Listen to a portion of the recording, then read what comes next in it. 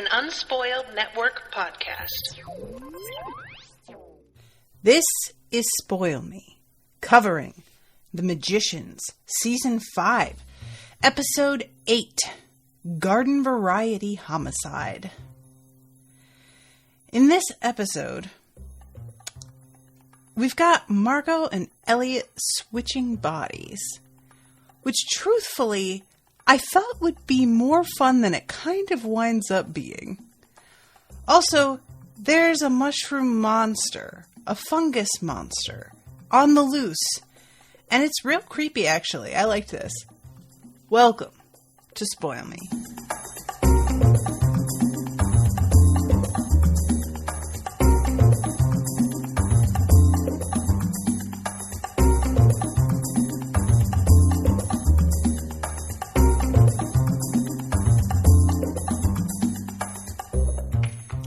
Welcome to the show, everyone. I am Natasha.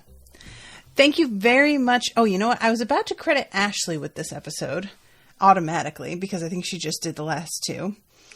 This one is Mathy. Thank you, Mathy, for commissioning this episode. I appreciate you. And everyone, Ashley had actually commissioned a voyeur of 2 episodes back now. I'm forgetting which one that was. Oops, I Did It Again. Which I can understand why, because that was a very good one. But there was a misunderstanding. I covered it like a normal episode and didn't do the voyeur, which means I'm a little ahead of schedule now. And Ashley had a credit for a voyeur to use on a future episode, which she has decided to put towards the finale. So I'm going to be live watching the final episode of the show. It's not on the schedule yet because it's not going to happen until I think I'm booked out until like mid-January now. But just FYI, that's going to be happening. So if y'all are interested in hanging out with me while I watch the last episode of the show, keep an eye out on the Facebook page and Twitter and stuff because I'll post about when that's going to be happening. So, and I'm I've been covering this show for so long, it feels like, that it's going to be really weird to be done with it. Like, this just feels like such a staple of Spoil Me at this point. It's sort of like when I finish Veronica Mars, it's going to feel really weird, you know? But I'm getting ahead of myself because I'm not done yet. So let's talk about this episode. So we start off with this old woman who's playing around with a bunch of kids from the village. They are running around her vegetable garden, which is, can I just say, so picturesque. I just love the look of this is really similar to what my grandmother's garden was like. So I got a teeny bit like verklempt when I saw this, and she sees something that to her is a warning sign that the others are here. I'm calling them the others like it's a Mathy's here. Hi, Mathy. Like they're like from Game of Thrones, but the takers. And she sort of grabs this pitchfork and goes into the woods like, bring it on, motherfucker. And then she hears screaming and she turns around and all the kids are gone. And we find out later there were 6 of them and they all got taken. So this is really weird. First of all, I think this scene is really effective. I love how she gets distracted and it's in a way that doesn't feel obvious to me. I really kind of thought what we were going to see here was her getting snatched in front of all the kids, and for it to be the reverse and that there be like that larger group that's able to be taken in an instant like that is particularly unnerving. And I just find it sort of fascinating. I really want to know because we haven't really seen like the takers after they grab somebody, right? It's not even like we see them running, carrying a person. I feel like the one person that we saw get got just kind of got grabbed up and like pulled back out of the frame. And then that was it. And they had just vanished. Correct me if I'm wrong, but that's my memory of I'm trying to remember who it even was that we saw. It was, I think, the guy that like was helping Elliot and Alice get to the top of the mountain of ghosts. And, but that was the Dark King, wasn't it? No, there was a guy before the Dark King, I think. And he's the one that gets taken, if I'm not mistaken. So, anyway, the fact that this can happen this quickly suggests that the takers can organize, and I sort of had it in mind that they were like always working as individuals, and I don't know why I thought that, but the idea that maybe there were 6 of them standing around watching and waiting all together, and they each grabbed a kid, is somehow so much scarier to me than there being just the one sent out by another group, and that group is somewhere else waiting for them to return with their one prisoner. It just feels so much more immediate a threat when people can be taken in those sorts of numbers, whether they're kids or not. These aren't like tiny kids. They're not toddlers. You know, they were like probably like 12. So yeah, I thought that this was a good opening, and I'm going to jump ahead a little bit here because I'm having a bit of a hard time with the Dark King thing that's going on. So the whole thing this episode is Elliot grappling with the fact that he has feelings for the Dark King and sort of feels like he understands him in a way. And so when it comes down to it and they have the solution that we have to kill him, they expect that Elliot would be the best choice to do it, not understanding that he has like grown close to this dude. And as much as he admits he is in the ideal position as a confidant, and that the guards are often sent away when he's around, he doesn't want to. He's not interested in doing this. It feels really fucked up to him. Now, I just have a hard time, and I don't know if this is a writing thing. I don't know if this is Elliot as a character thing. I think it's more of a writing thing, because Margot also falls prey to this. But the writers are trying to have me sympathize with the Dark King. And I'm saying this with the full awareness that there is likely some explanation for what he's doing that is not what they or I have been thinking. My assumption was the usual bid to stay in power, create a false enemy that doesn't exist, that only you can defeat because it's like not even quite real, and use that to essentially blackmail people into supporting you. And that seemed very straightforward, but it's also very easy and rather predictable. And I was kind of like, yeah, that's what I kind of thought was happening. So I don't know, this isn't really that exciting. And the more I watch of the way they're playing him, the more I'm beginning to think he's being blackmailed into doing this somehow, into bringing these creatures in. And like, I don't know what that would look like. I don't know how that works. But it feels like he's not entirely willingly doing this.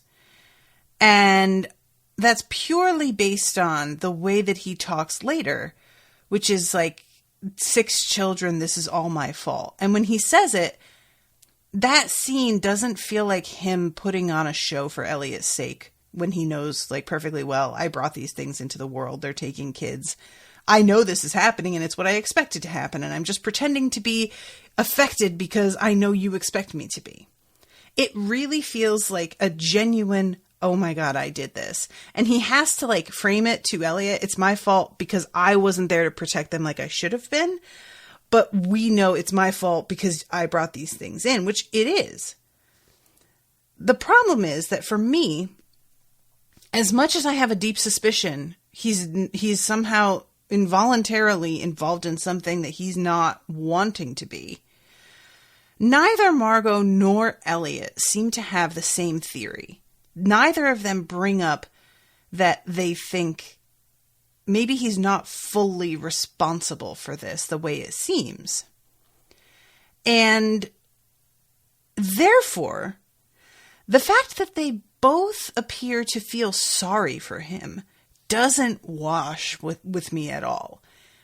If we are operating under, they believe this man absolutely is bringing these things in willingly in order to stay in power, his bits about loss and sadness and whining about how nobody knows how hard it is to be king they sound like horseshit.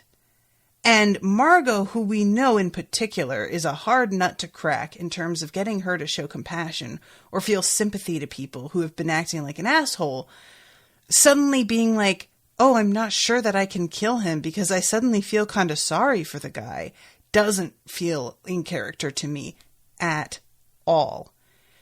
Elliot, I can kind of see because Elliot's a fucking mess in his head. And I know that he feels like the shit that he has gone through, like there's a parallel between him and the Dark King in some ways. But even Elliot, I just don't see him being able to look in the eye a man who just said, oh, it's all my fault. I should have been there to protect them. After watching the man pull these creatures out of the ground and set them loose himself, and still be affectionate towards that person. I don't see it. This man is like, he is essentially behind a genocide that Margot has seen regarding the fairies. And granted, like, the guy was being fed false information, but the fact that he maybe, let's say he didn't know what was going on, that makes him not great at his job, because literally what else are you doing? You're going out and you're dealing with the takers, and there is like centurions raiding areas and you just have no idea about any of that. There's just too much that's happening under this guy's rule that it feels like we're supposed to act as if it's either not happening or that he doesn't know about it. And if they don't seem to be thinking that he's an unwilling participant in this, I don't understand how they can have the slightest bit of sympathy for him in any way at all.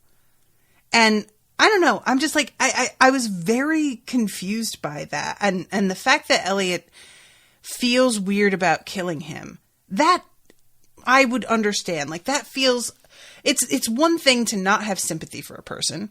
And it's another thing to be willing to literally take their life in essentially cold blood in the moment. So I'm not judging Elliot for not really wanting to participate in that, but it's more the fact that he is still in a scene where it feels like this dude is lying out of his ass and trying to create a sob story for himself, the most privileged person in all of Fillory. I just have a hard time with Elliot being able to keep giving him the puppy dog eyes after a moment like that. And I just can't with Margot actually being suckered in too. I was really hopeful that when Margot got to see the king and see the way he is attempting to do the sob story thing and act as if he's some sort of like low-key hero, that she would be disgusted by it. I was really wanting her to like see through things and then report back to Elliot and be like, look, I love you, but this guy is so obviously full of shit and I'm kind of concerned that you're falling for it. And instead, she's falling for it too, which honestly, I don't think I would have the suspicion that he's participating in this involuntarily if it weren't for the fact that the show seems so hell-bent on getting me to feel sorry for him. That is in itself like a bit of a soft spoiler, that it feels like they're really trying to like manipulate my point of view in preparation for some other reveal at some point. And I may be wrong, you know, I will eat my words if it turns out that I'm not right about this, but it right now, the whole thing just feels like a mess. It doesn't make sense to me in terms of characters. It doesn't make sense in terms of holding people actually responsible. Like, we're supposed to be out here ready to kill this man for what he is doing to this country. Take a life, okay? And they are getting a tiny bit of, oh, people don't know what I go through. And they're immediately questioning their whole mission, which, in my mind, if it's that easy for you to be kind of talked out of thinking this is a good idea, maybe go back to the drawing board. Maybe this isn't a good idea. Or you do need somebody else to do this, you know? So I just wanted to address that right out of the gate, because if I'm wrong, I'm hopeful that there will be some other explanation for the way that these scenes were played and how quickly they both seemed like won over by this guy. And if I'm not wrong, I will be saddened that the show, first of all, sort of manipulated a character like Margot into buying this because they needed her to. And I'll be sad that they showed their hand a little bit to me in terms of having this guy be made into a more sympathetic character all of a sudden. I don't really know.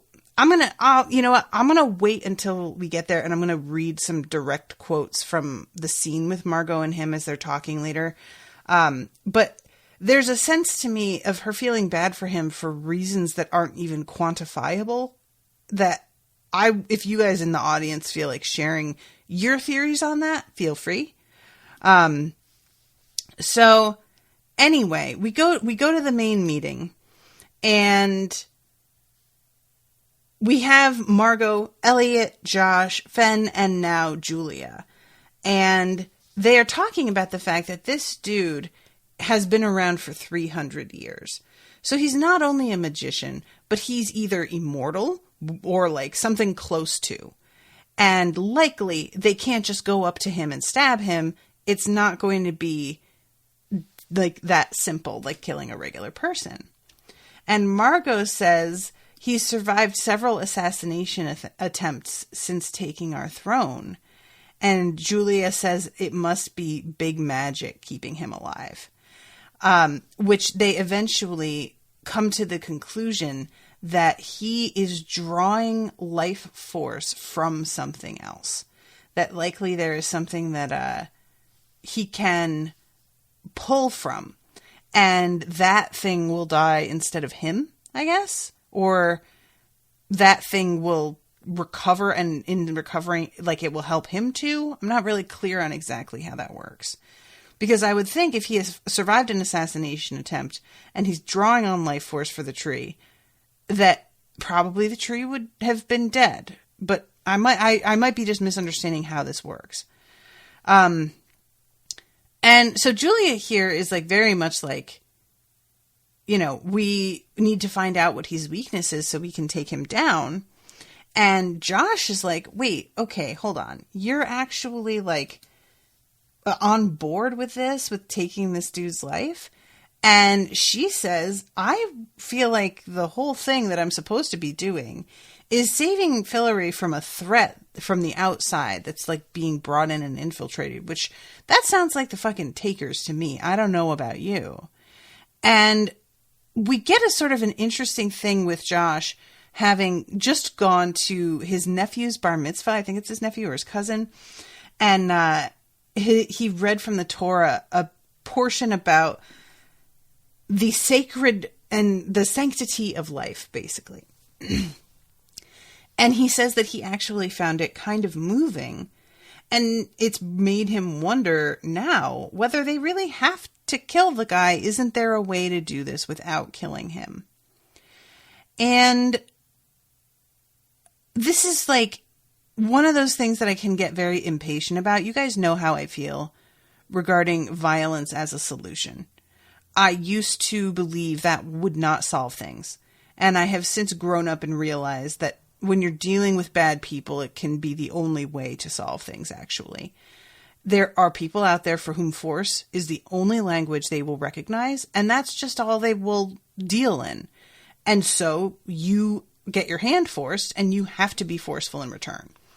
And so I tend to, when Josh is like, well, can't we do this in a nonviolent way? My instinct is to immediately just roll my eyes and be like, Josh, oh my God, shut up. Can we not have a fucking like debate about the morality behind this right now? People are already disappearing. Which brings me to a point that I meant to talk about, why they're disappearing and where they're going. Now, the thing that I wish everybody was asking was not just, why is the Dark King doing this? Because the assumption is he's doing this in order to keep a chokehold, right? And stay in power. I guess they are assuming that the takers just kill these people. I don't know if we have ever gotten confirmation of that. I don't know that any bodies have ever been found of people who have disappeared. So I wish somebody would ask, where are they taking them? What are they doing with them? Are they killing them? If they are, why? Is that their pure function? Are they just creatures created to capture and kill people to create an atmosphere of fear? Are they taking them and turning them into more of themselves? Because they're like, the takers are humanoid and they look like people who have undergone some terrible mutilation. So it could be that they're sort of self-propagating by taking regular human beings. Are they bringing them to the realm they came from? Like, why does this man need to summon more of them? It has seemed like there have been plenty of takers around. And it doesn't seem like they're easy to kill. So that stands to reason you're only needing to summon more if the others are disappearing or going back to where they came from, dying, or maybe winding down like, machinery and vanishing, like if they are just straight up puppets like they seem. There are a lot of questions I have about what the takers are, where they come from, how they work, and what they want. And it feels like they have no curiosity about that. They all seem to sort of be assuming, I guess, that they're simply puppets, that the Dark King is creating like whole cloth or summoning from somewhere to fill one role, capturing these people, and that is all they do. And then they like disappear and those people are never seen or heard from again. And that's the end of them. And that doesn't make much sense to me. It doesn't seem like if they're like just like everything that I cited about like needing to summon more of them. Why are they going after people specifically? Where is it that they are coming from? And how does he have a link to that place? Because we've seen that you can travel between worlds in terms of timelines. I don't know what kind of other worlds there are out there. Like later on this episode, we get a botanist who has traveled to worlds with like dangerous infectious plants. And that to me doesn't sound like other timelines. That sounds like whole other universes or maybe other planets. Maybe it's like alien life. If that's the case, I would really like to know how this dude found these things and why they listened to him.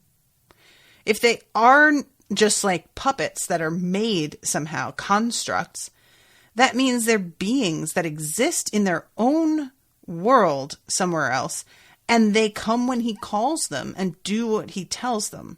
And why would they do that?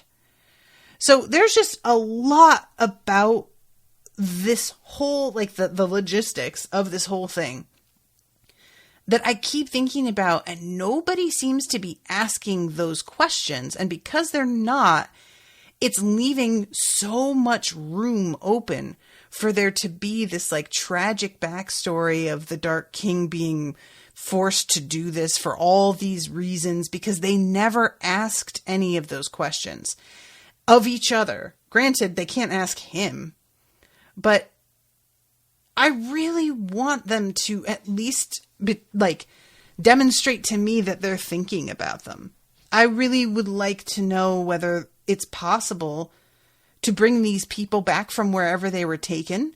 And I'd like for them to seem to wonder about that too. Maybe they're not gone forever. Maybe they are being kept somewhere. Why would he do that? I don't know. But this meeting with them discussing like, well, is there another way to handle this? My instinct is to say, oh God, Josh, of course we just have to kill him. But I can't just easily be like, fuck you, Josh, ovary up and get it done. Because honestly, the only way to know how to deal with a situation like this is to approach somebody from the angle of figuring out what they're after and giving that to them. And if you don't know what they're even after, beyond staying in power, then how can you negotiate with them or know what their pressure points and weaknesses are, which is what they are allegedly looking for to try and take this dude out. So anyway, eventually they have the conversation where Elliot gets named as like the most likely option to kill the king. And Elliot is off by himself after the meeting and really struggling with the idea of being asked to do this. And Charlton is encouraging him to please tell somebody that you are having doubts about this. You need to share your misgivings and how you're feeling, because you don't have to say, I'm not going to do this. You don't even have to do that. You just need to be honest with them about the fact that you're struggling with this overall. And I really liked this scene because we know how hard it is for Elliot to be honest, even with people he knows that he can trust. And Charlton finally is like, okay, look, I get you not wanting to talk to like Fen, but this is Margot, and I truly don't get why you won't at least tell her about this. And that sort of pushes him over the edge, and he finally tells her, look, I don't know that I can do this. And she tries to be as understanding as she can. You know how Margot is. Essentially, she's like, well, he's gonna die. I think we all know he just has to die. That is non-negotiable. However, I will grant you, you don't have to be the one to actually stick the knife in. We'll figure out a way to make it so that's not how it works. And Elliot rightfully is just like, and how are you going to do that? And she's just like, how the fuck do I know? I don't know how I'm going to do that. I'm just going to do it. We'll figure it out. Shut up. It's fine. And I really did like that moment. She does figure it out, as it turns out, but it's way different than what he thought it was going to be. So there's a scene with, well, first of all, I'm going to do a little bit of a side jump here. Julia's pregnant, guys.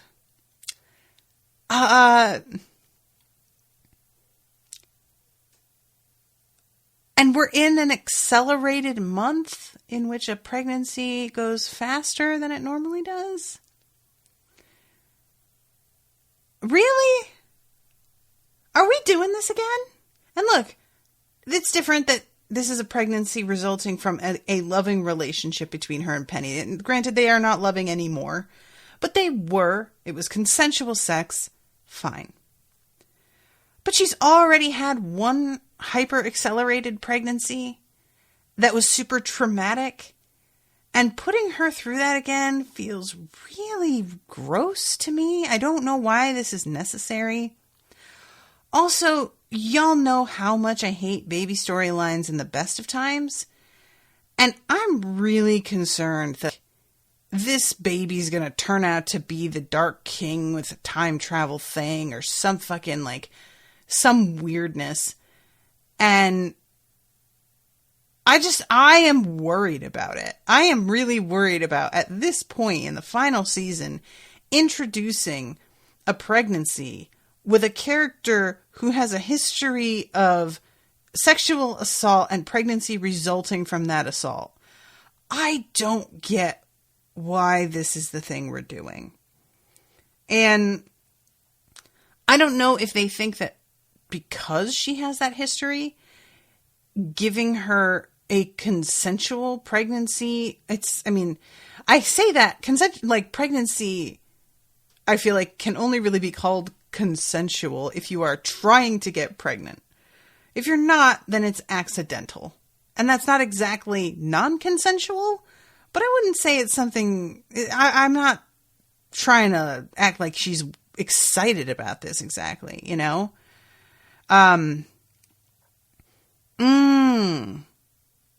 Okay, Jesse in the chat says, I think part of it was the actress found out she was pregnant right before filming and they couldn't hide it much longer. Okay. Well, then they were kind of backed into a corner. So, okay. That's literally like the only way that I'm not feeling super weird about this. So, okay. Thank you, Jesse. I appreciate that information. Nevertheless, though, y'all know things with babies are tough to get. Like, the deal with her with the pregnancy before, at least as much as I like hated the rape and the way that was all handled, that was I was invested in what was happening there and her trying to get rid of the child. So at least they made me really care about it. And that's always my concern, is that baby stuff I don't tend to care about very much. Because it's often used as like, I was about to say, Jesse says, baby storylines are almost always a lazy attempt to shake things up. Yes, they're either, we don't know what to do, so we're throwing a pregnancy just because we need something. And that's a nice, easy way to create drama, especially if somebody is pregnant by somebody that they shouldn't be sleeping with, or they just started some other thing and they are being sidelined. But the thing is, to me, the fundamental thing about using a pregnancy storyline to shake things up is that it's usurping the woman as a character. And I'm not saying, obviously, if she's pregnant, that's what they had to do in order to make her work with what was going on in the show. But I'm talking about when they do have options and they still put this in. Oftentimes what is done is we're adding the baby to up the stakes because we don't feel like people will care enough about the woman. We need to add a baby into the equation so that people will care more if something happens to her. Because that's just the way our society sees women, is much less important than a fetus they're carrying. And it becomes this whole thing, especially in like magic and sci-fi, where then we can have them give birth to like a monstrosity or something of great power, or get pregnant by a god, or get impregnated by some weird alien being. I'm looking at you, Angel. There's just so much about it that to me feels like we didn't really want to explore what a character would do in a particular situation. We just wanted to drop a bomb on their life. And that feels like kind of dehumanizing a lot of the time, you know? But anyway, if that's not what's happening here, I will not go on and on about it. But it does result in this. Fen is like trying to get Julia to sort of decide what she wants to do, because Julia is not telling anybody else about the pregnancy. Fen is the only one who knows, and Fen's not super good at keeping a secret, as we find out. And eventually, when they are suggesting somebody go find the tree that this dude is supposedly like magically connected with for life force, Julia volunteers and Fen has to interrupt with like, no, you can't go because of the toe worms. And this becomes a thing, and you can see how irritated Julia is with just like the way that Fen is acting. And eventually Julia says something about how she just wanted the next 9 months to be something that she could deal with in her own way and not have everybody being overprotective or worried. And Fen is like, 9 months? No. What does she call it? We're in like the red monkey month, and everything is moving faster than it normally would. Which, I mean, I guess, you know, there's not much. If you're going to introduce a pregnancy to the storyline, having it be accelerated is kind of de rigueur in sci-fi and magic, right? So I guess I would rather have that be the thing and have it kind of be over with and then be dealing with an actual baby than just dealing with like an unhappy pregnant character for many episodes in a row. I don't know though. I don't totally think that's true. I don't know. Maybe I'd rather just have the unhappy pregnant character, as that's more interesting to me than a baby. But it does seem a little bit thoughtless of Fen to not tell her immediately when she finds out she's pregnant that that's what's going on here. She seems to assume that Julia knows about like these accelerated months, and we've spent a few years in Fillory and have never heard of this. So the whole thing just felt really like, all right, writers, I know you're pulling shit out of your ass, but you guys are gonna really need to calm it down a little bit because Christ. So I guess we'll just like see where that goes, because it appears Julia is intending to keep the baby. And yeah, I don't know if like the growth of the child is also going to be accelerated, you know? I just keep thinking of Angel, and spoilers for Angel, but you know, I think Cordy has his baby, or who does he get pregnant? I don't even remember how this goes. But basically the baby disappears. There's like a time jump, and then all of a sudden it shows up and it's like a 17-year-old boy. And that's the way they decided to deal with babies are boring, is to just skip the baby part. And maybe they'll do that on the show. So gonna sort of double back a little bit. We have the scene in which Elliot and the Dark King, what is his name? Seb?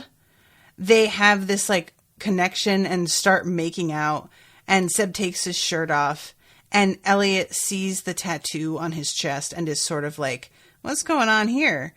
And this is what he assumes is probably like the link to his life force somehow.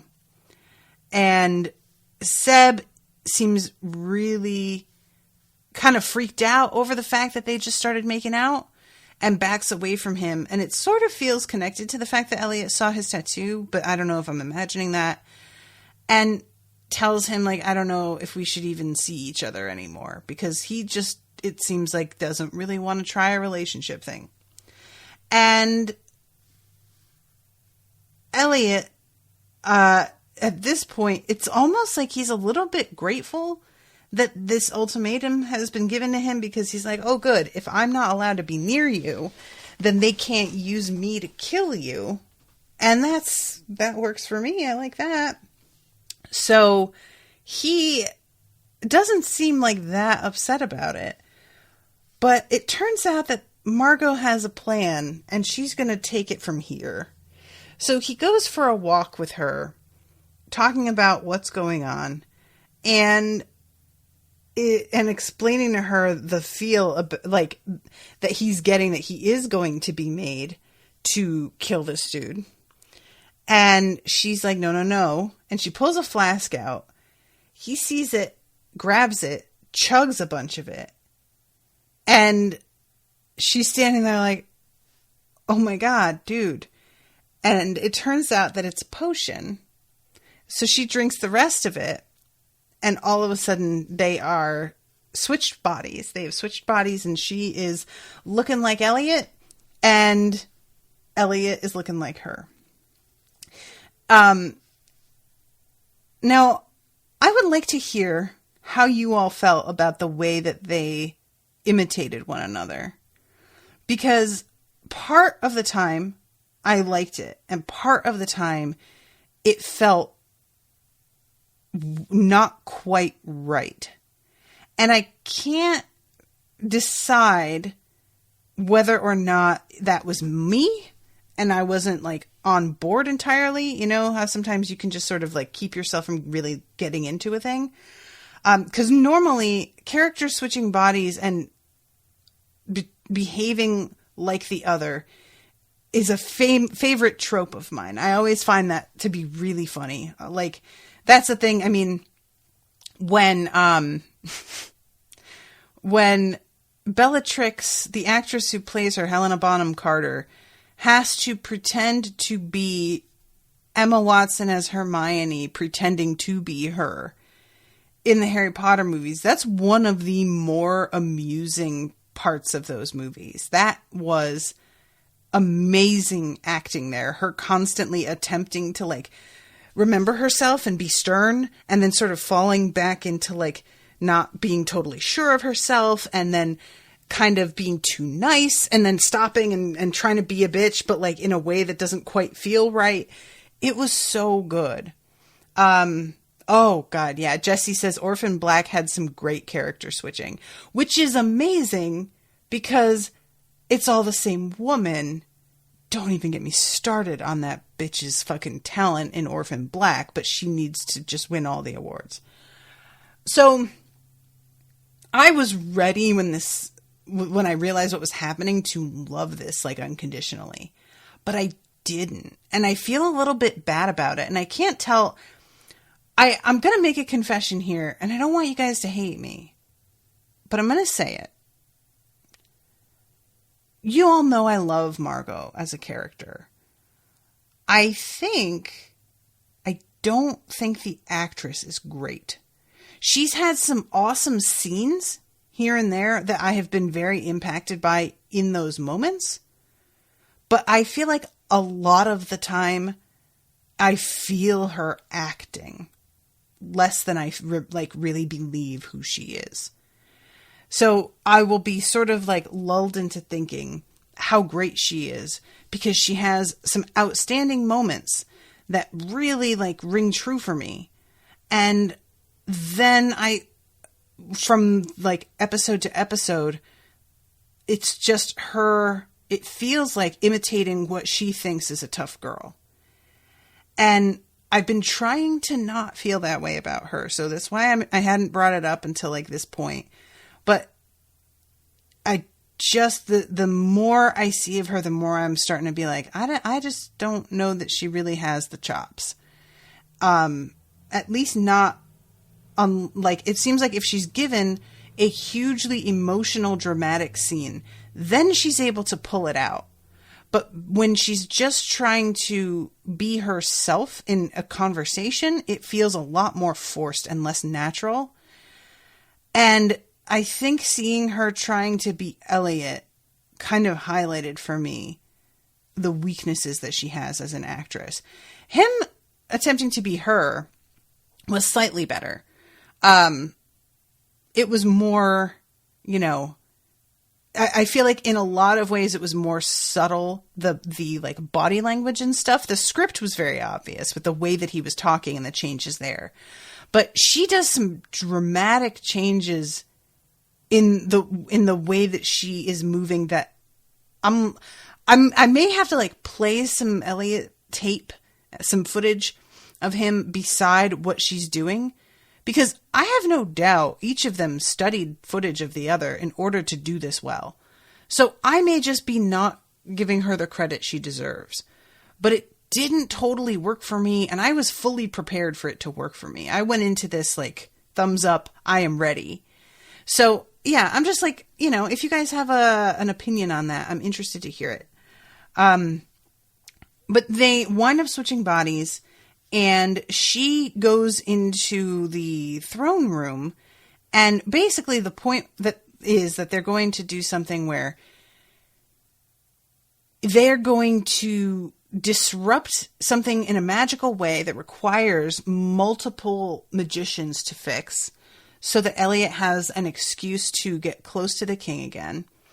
And she purposefully sort of teaches him wrong. And this will give her an opportunity to get closer. Meantime, by the way, when they switch bodies, now she can see Charlton.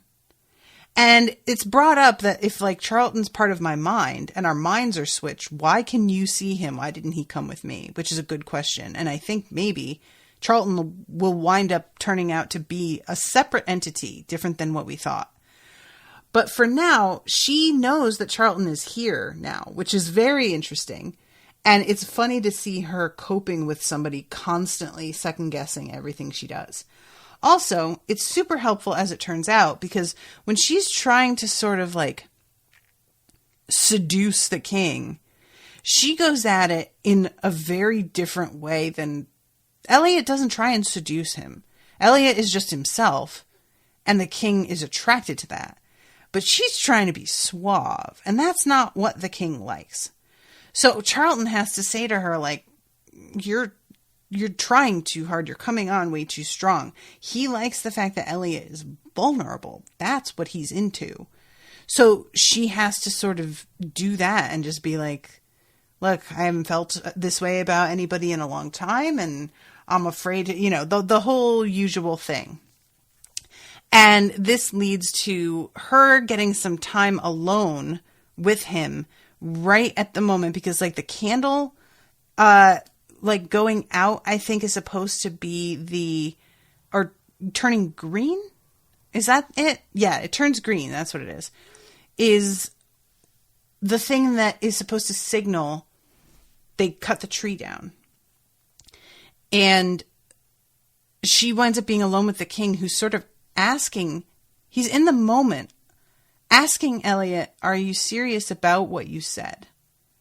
It's really awful if you are going to go with my theory that the king is involuntarily forced somehow to bring these things into existence, that he doesn't want any of this and truly is suffering in the way that he says he is. If you believe that, then this moment of opening up and telling Elliot how much he cares, and do you really feel the way you just said, being the same moment that Elliot pulls a knife and is going to try and stab him, that sucks. That really, really sucks. And he winds up like, there's a feeling for a second that Margot isn't actually going to do it. But she does pull the knife. The king grabs her hand before she's able to stab him and is holding the knife to Elliot's throat, saying, you better explain yourself. Are you under a hex, a witch's spell? What's going on? And she says, I can explain, but there will be serious consequences if I do. And he says there will be serious consequences if you don't explain. And he pulls the knife away and steps back, which to me is pretty significant. This person was about to kill you. Letting them explain is a real mark of him wanting to believe whatever it is that Elliot is about to say. Margot, whatever. And it's a shame because he steps back and leaves himself wide open. And this shaft goes right through his chest. And we see that it is a sword. And that it was Julia who came in behind him and stabbed him through the heart from behind. Do you know what these guys do then? Apparently, nothing. They just leave him there. Does anybody else have a problem with this? This is a man that represents like all of the evil, so we think, that is going on in this nation, in this kingdom, whom they stabbed, let fall, and then they just walked away. They know that he has been alive for 300 years and survived every other, like, assassination attempt. And the thing with the tree is a conjecture. They don't have any proof of what they have done being the thing at all. I would just like to underline, none. This is all purely invented because they saw a tattoo and they think this could be how it works. That's it.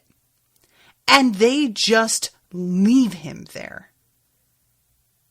You don't cut him into pieces and light them on fire. You don't stab him multiple times to at least make sure he's dead. You don't do any number of things to ensure anything about this goes the way that you planned. And not only do you not do that, But when you see him later in the episode, when he wakes up, as inevitably he will do, because of course, he's literally still laying on the floor in that same pool of blood. What? How? What? I don't get it. I don't get it. I don't get it. They went through so much to try and get this chance. And then they just completely drop the ball at the last second on the easiest part. Like, granted, I don't know if what I said would actually kill him, cutting him up into pieces and burning them. But it's better than just leaving him on the floor. And if you're going to kill a king and not hide the body, at the very least, you've got to create a scenario that makes it look like there's an explanation for how he died. Otherwise, it just looks like he was fucking assassinated by somebody that he trusts in his private quarters. Which, considering the time jump thing, we're not really in a situation where Kill the Dark King and Margot and Elliot just get to be kings again. Like, as far as I know, that's not really how things would work. I could be wrong. So, the fact that they are still just seen as regular old civilians, and Elliot was the last one seen in that room with the king, I feel like leaving a murder victim there is going to point to Elliot as the fucking murderer. I am blown away that this is how they decide to handle this, guys. I don't know what to do with this. I really don't. So I don't get it. Why? I'm very frustrated. So I only have 7 minutes left to talk about the whole other thing that happens, which I found much more engaging. Although I will say this new character, Bax, I think is much less charming than the writers think he is. Last episode I said I didn't know how I felt about him. And this episode, I pretty much have decided I don't like him. I think that it was a wrap for me when he starts sort of yelling at Alice about letting some plants die and then grabs her purse and upends it all over the floor. And this is meant to be an excuse for him to find this paper with this mysterious plant on it. But in my opinion, that's just it. You do that and you're a douchebag to me from then on. That's it. You done fucked up. But I guess when you have to choose between him or a spore monster, he's better than that. So what happens is that Alice has some, I feel like I'm doing nothing but bitching this episode, but I gotta be honest, guys. I enjoyed this while I watched it. I really did. It's not until I'm beginning to talk about it that I'm like, yeah, this doesn't line up. That doesn't work. This doesn't make sense. Alice has found this paper in Q's desk after he died. And she has decided that the paper has to be significant because he had it. Which I don't really feel like that's strong enough. She manages to get Penny to drop the whole, compensating for circumstances issue that they're dealing with on campus, and instead try and find out more about this plant on a page in a desk by simply saying, Q had it, so it has to be important. Which, no, that's not true. Just because he has something doesn't make it inherently important. And even if it is important, it certainly doesn't make it relevant right now. I don't see it. And the fact that Penny goes for it, I wish he didn't. I wish that characters didn't cave to bad arguments on this show because we just need them to. But whatever his motivations, he agrees to let in this botanist who will know what this plant is. And this dude shows up and has to take all of these tests in order to prove that he isn't infected. Apparently, the guy's on some kind of watch list because he went to a world that contains a number of highly infectious plants. And they have they have precautions that they can take to ensure that he isn't contagious. But there are so many things about the way this works, again, that I'm just like, what? So first of all, what the dean later says to Penny, which is, you didn't think about the fact that if he was crazy enough to go to one world that was off limits, he would do others. That wasn't exactly how I was thinking about it, but it's pretty close, which was, you think that you know everything that you can test this guy for? Bold of you to assume that you have tests for everything that could be. This man is going in and out of different worlds, dude. If that's just, you just don't know what you're dealing with. And I feel like we have seen so many times on this show that they don't know as much as they think they do. And the argument for letting this guy on campus simply being, this paper was cued, so it must be important, just isn't good enough. And then they administer the tests to see if he is contagious on campus. Why would you do that? Why would you bring him there to take the test at all if you don't know that he's contagious? And you have him take the test in a room with 3 other people in it. What if he is? Now what? You've exposed 3 people to whatever the fuck. What? Why would you do it this way? I fully expected this man to be brought in some sort of like hazmat suit to the medical wing of the school. And instead he just saunters on into like a study room, like a classroom. I don't know if it's because of living through COVID or what, but basic shit that is not being managed. I was kind of looking forward to seeing the hullabaloo around trying to see if this guy was safe. And I don't know if the point is that he is going to wind up being infected, and bringing him into the medical wing would have ensured that he was discovered to be infected too soon. But whatever the case, this dude, it turns out, is occupied by a symbiote. And apparently the symbiote, as much as they say like it's not possessing him, it's like living in there with him, it does seem like that man himself is dead after the fight that he has with Alice. So she asks him to identify this plant. He's really aggressive and shitty with her about it and just extremely condescending, and she instantly hates him. And then she like leaves to get some stuff that he requests, which turns out to be, I guess, a distraction. She comes back and Bax is on the ground and he is about to leave the room with the paper.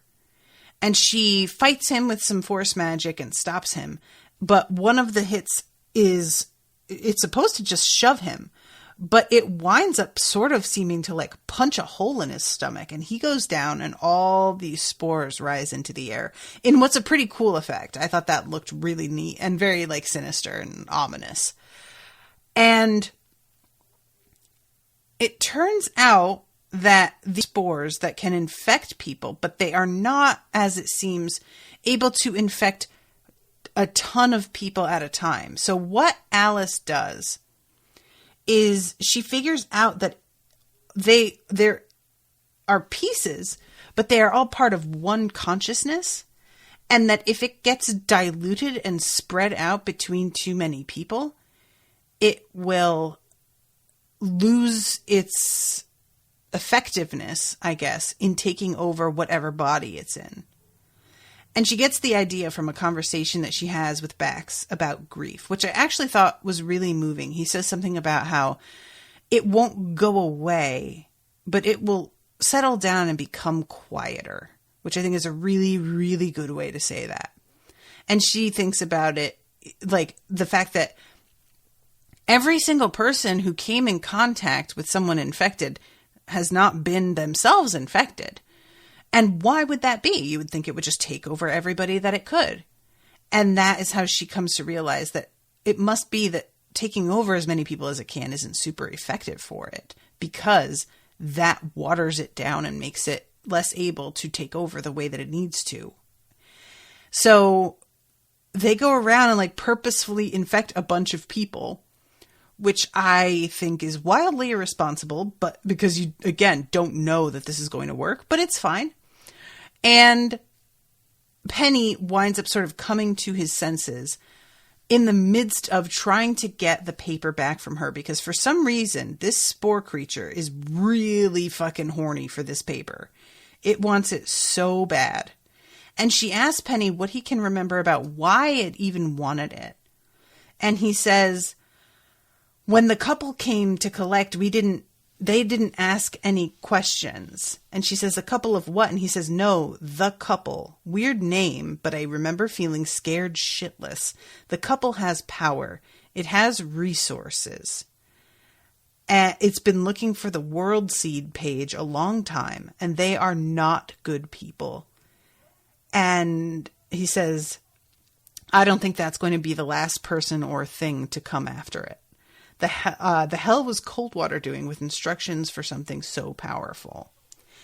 And she doesn't have an answer to that. So I was kind of wondering if maybe this like spore thing is related to the takers and that's how they work. Like, you know, they're part of a consciousness. But yeah, I don't know. So I'm out of time and I have to wrap up, but I did kind of skip over something that I think deserves talking about, unfortunately. The scene with Margot and Josh talking when Margot is being inhabited by Elliot, and Josh really wants to talk, and Elliot finally just yells at him, she is never going to put you first. Stop asking her to apologize for something that she isn't sorry for. And Margot sort of takes that as Elliot blowing up her relationship. But honestly, I think that was him doing her a favor because he's right. And if Josh can't accept that that's who he's with, he is bound to be hurt eventually. But, you know, rather than that, sorry, there's a lot of chat going on but for me, summary of the thing is I am hopeful that it seems to her like her and Josh are donezo and that she's wrong about that and he's willing to accept her as she is. However, being with somebody who consistently doesn't put you first is also not a super healthy thing. So, not sure how I feel about it. Anyway, I'm going to wrap up. Thank you again so much to Mathy for commissioning this episode. I hope that you guys enjoyed it. And yeah, I feel bad because I just really like shit talked this, but I gotta call them like I sees them. So there it is. And thank you again. And I will see you again soon with a new episode. Until then, toodaloo, motherfuckers.